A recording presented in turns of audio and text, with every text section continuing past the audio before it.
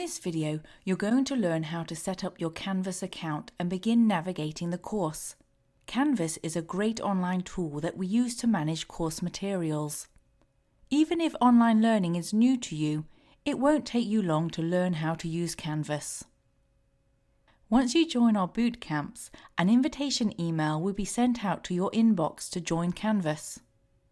So go to your inbox, click the link and create your account on Canvas. Once you log in, you will see a course box on your dashboard. Click your course. Now let's take a look at the course menu. First, the home menu contains an overview of the course.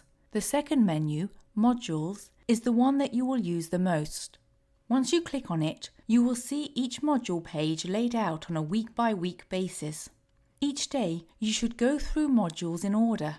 Each day's modules will provide a brief overview of the topics that you are going to study, as well as a list of the learning resources you will use. You will also find step-by-step instructions for that day's activities and assignments. Once you are done for the day, you will typically submit an assignment by clicking the blue button up here. One thing to pay attention to is that our curriculum is built upon a variety of free online resources.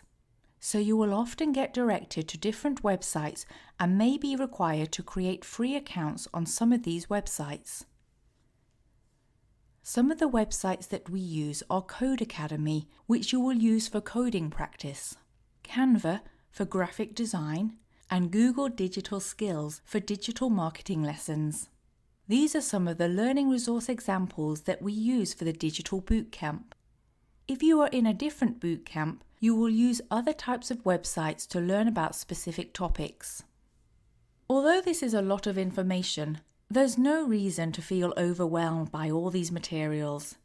Your Canvas module includes links to all the websites you will use. So start each day with Canvas. Use it as your main textbook. Finally, you can check your grades and feedback from your facilitator on the grades section of Canvas. We covered a lot of information in this video.